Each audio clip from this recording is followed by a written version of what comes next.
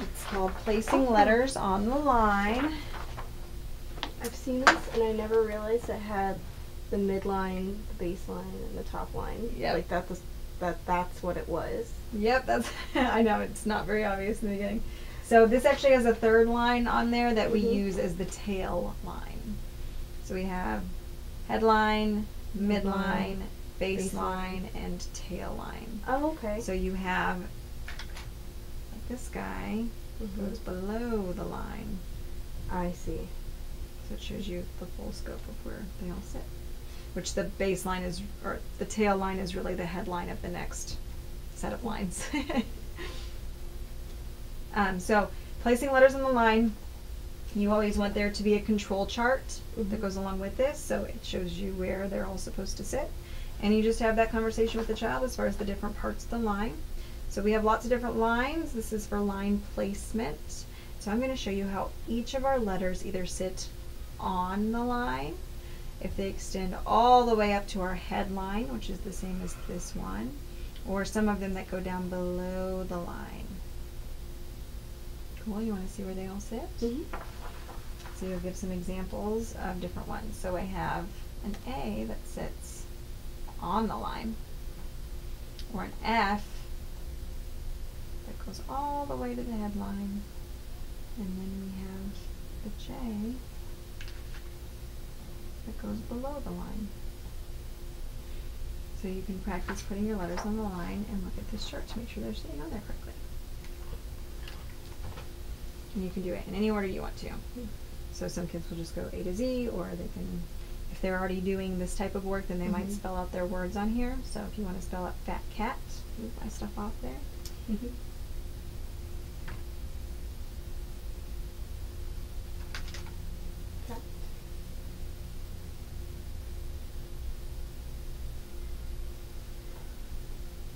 You can add another word to that if you want. We could do fat cat sat.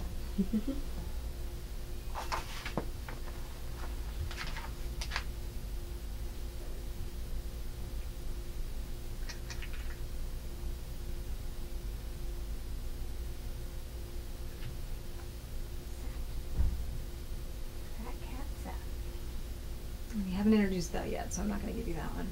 Okay. We will eventually introduce that. But in this setting, it's not really a spelling activity, so if a child wanted to create a phrase or a sentence or something and they didn't know how to spell everything, you could give it to them because they're really focusing on line placement versus spelling. Okay. Any questions? Not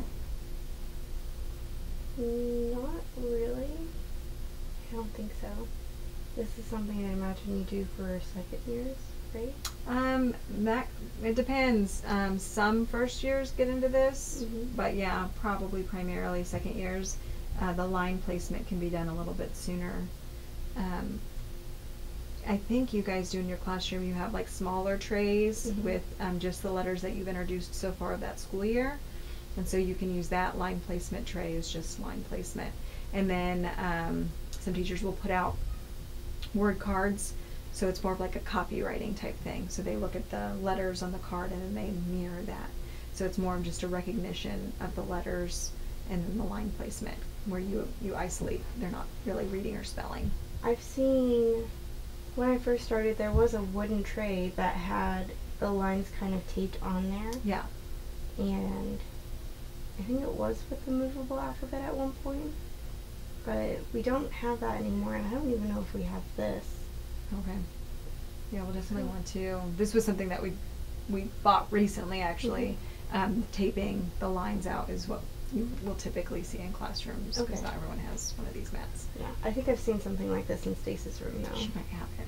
Yeah, we got a couple just to test them out to see if we liked them. So they're pretty cool. They work well. But I do like the taped ones too because then you can do lots of like copywriting and practice line placement on those.